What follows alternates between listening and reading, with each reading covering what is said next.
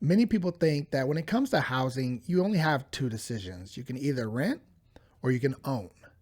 But few people actually know about a third option, and that's called a lease option. So, in this episode, we're going to be diving into what is a lease option, how to find them, and how to make them work for you so that way you can buy your first home sooner and smarter. Hello and welcome to the Homeowner Prep podcast. I'm your host, Eric Alon, and this podcast was created to provide real-world advice and accountability for first-time home buyers. We'll be interviewing industry experts, providing some how-tos, and talking with first-time home buyers about their personal experiences. If that sounds interesting to you, please be sure to subscribe, and if you're watching on YouTube, be sure to hit the little bell to be notified when new episodes release. Now let's dive into today's episode. Welcome to the Homeowner Prep podcast. Today we're going to be diving into the third option when it comes to housing. You know, a lot of people think, hey, well, if I can't afford to buy now, I'm just going to have to rent, and I'll just kind of stick it out and hope that the market crashes and maybe sometime in the future I'll be able to buy. Well, there's actually a third option, and that's called a lease option. Lease option is actually giving you the opportunity to buy in the future while you're renting temporarily. And we're going to dive into this. So that way you have a real understanding. I'm going to try my best to just really take this slow and answer some questions that we've had in the past about this. But really, if you have any additional questions at the end of this, I'll give you a way to connect with us. But the biggest thing is that, when it comes to buying a house, sometimes you're just not ready to own. Sometimes you don't have the down payment, or you're working on your credit, or, maybe you've only been working in a new job in a new location for a year and you need to have some, 2 years of some work history. So there's some reasons why people have to rent. We don't disregard that. There's a lot of clients that we work with who have to rent, but we always say temporarily. Renting is not a permanent situation.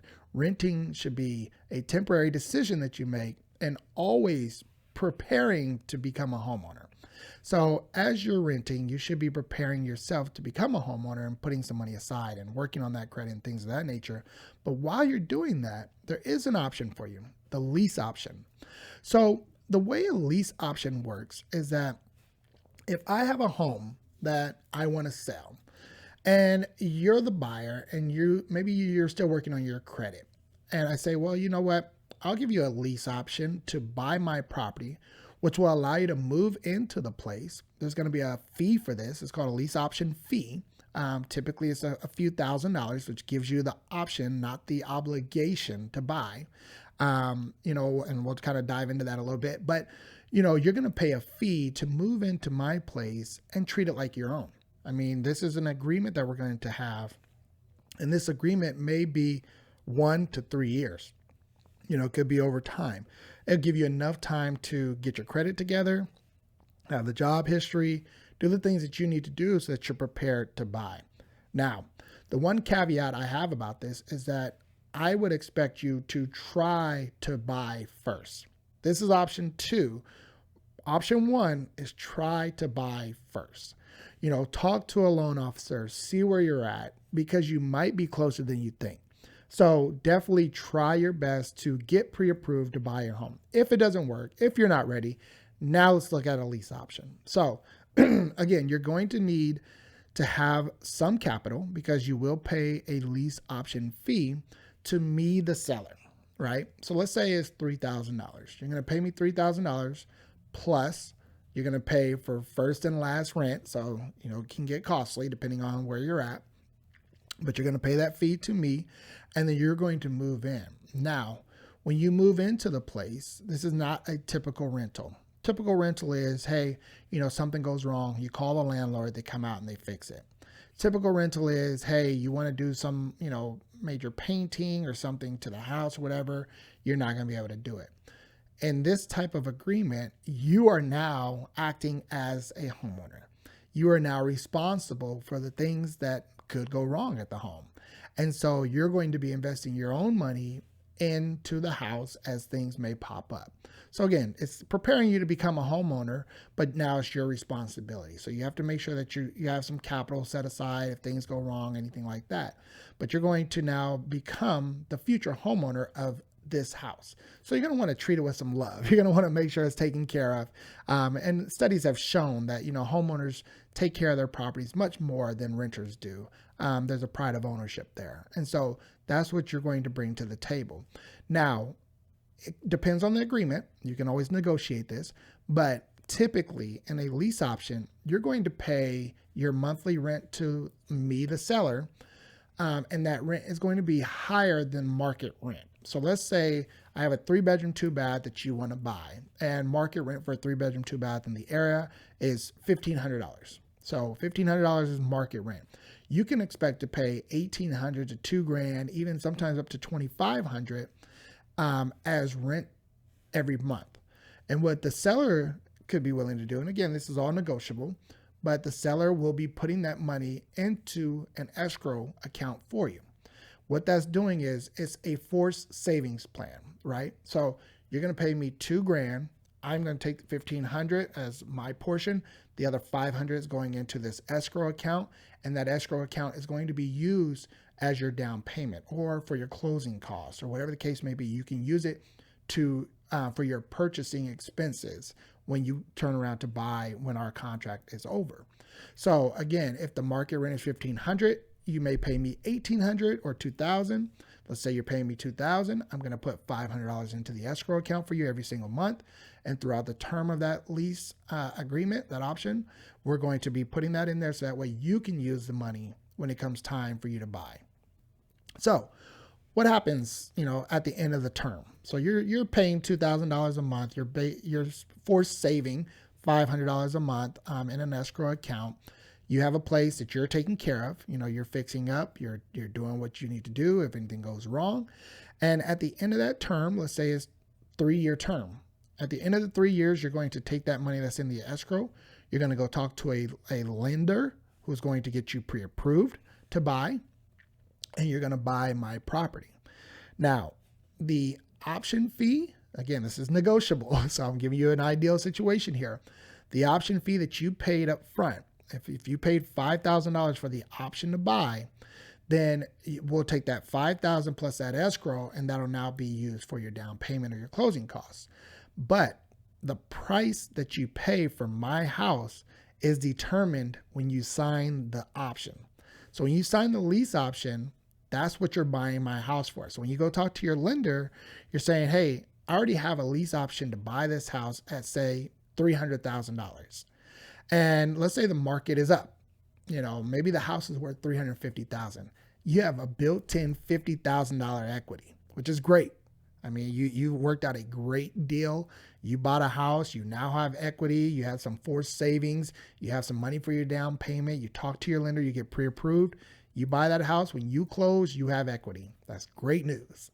Now, if the market has not gone up, say the market's gone down, and you have a contract to buy my property at $300, and let's say it's only worth $250, you're not going to be able to buy through a lender because they're going to appraise the house.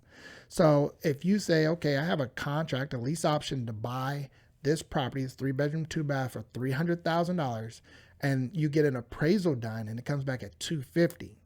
Well, now we have a shortfall. So here are the options. You can renegotiate with me, the seller, to say, hey, the market has fallen. Can we renegotiate? Can you sell it to me at $250? I say no. Okay, we tried that. The next thing you can do is you can come up with a capital for the difference. Remember, with a first-time FHA home buyer program, you can actually get a gift from a family member, and you can actually cover the difference. So let's say, we talk, I'm selling at $300 no matter what. We're at $250 on the appraisal. If you can pull the $50,000 difference together from a gift, you can still purchase that property because you're going to make up the difference. And so there's an option there. And the other thing that we can do if we're negotiating or we're having a conversation about this is that we can meet in the middle. Maybe it's $275. So don't think that, hey, what if I get into this lease option, I'm stuck.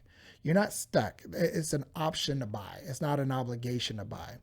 The other form of a lease agreement is a purchase agreement where you're obligated. So we don't want to get into that. We really want you to have a lease option, which is a rent to own agreement saying that at the end of this term, I'm agreeing that, hey, I have the option to buy said property for said price at said time. If I decide that I do not want to buy or I cannot buy at that time, then I walk away. Now, let's say you've been in the house for 3 years. You've tried to get pre-approved at the end of that 3 years and you're still not ready. You can come back to the seller and say, hey, can we renegotiate? Can we extend the lease option? Maybe you need to extend it for another year or another 2 years, whatever the case may be. The benefit to you as a renter is that, you've already invested some money into the place, right? You've been taking care of this place for 3 years.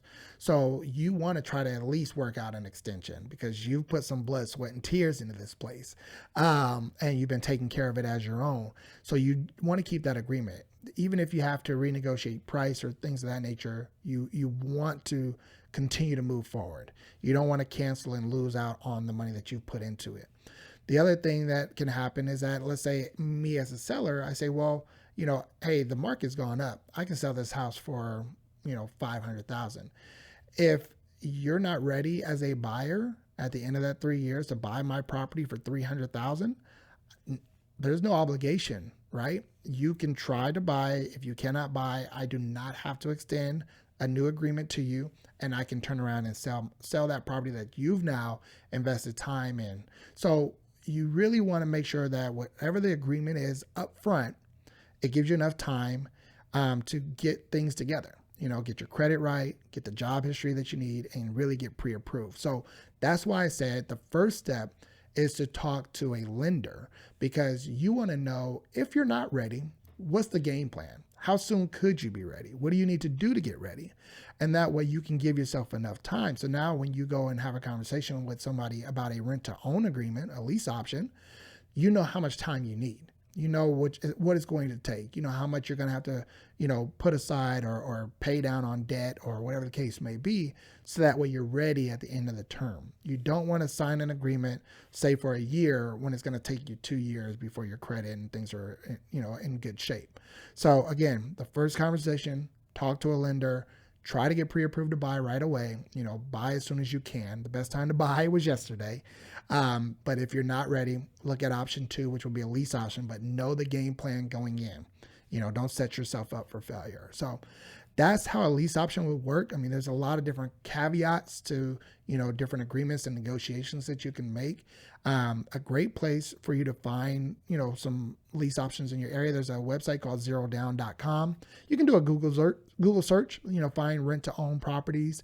Definitely talk with a professional, make sure that the paperwork is legit, make sure the home's not in foreclosure. Also, what you can do is, if you see a home that's been on the market for a long time, you can actually reach out to that agent and see, hey, would the sellers be open to doing a lease option instead of that home sitting vacant and them losing money every month. So, there's some options there, but that's how you would go out and actually find a place. But again, get some professional help as well, as far as having an agent or a lender, somebody who's going to look over those agreements for you. Make sure that you're setting yourself up for success and not failure. If you need anything at all as far as help understanding a lease option, if you have an opportunity, a lease option, a rent-to-own agreement, and you just kind of want to get some additional eyes on, you can definitely reach out to us. You can always visit us on our website at homeownerprep.com/start. And that way you can kind of see where you're at. You can reach out, get some resources and some information there. Again, you can visit our website at homeownerprep.com/start. And that'll help you get going. And then, of course, you can always reach us on all of our social media platforms. We're on all the social media platforms. Particularly, we reach out and we get a lot of questions on Instagram. So you can send us a direct message at Homeowner Prep. So you can reach us there as well. I hope this episode really kind of gave you a third option to that whole buy versus own. Again, I really want you to take the steps necessary to see if you can buy first. And if you can find a rent-to-own opportunity, it may be better for you than just renting and having to pay these increasing rents that we're seeing. So hopefully that helped you. We look forward to providing you with some great information on the next episode as well. Until then, be blessed. I hope you got some value from today's episode. If you know someone who could benefit from hearing this show, be sure to share it with them. And if you're listening to the podcast, we'd love for you to drop us a review. We'd also love to hear from you if you have any questions. So reach out to us on Instagram at Homeowner Prep. Who knows? We may read your review and answer your question on one of our future shows.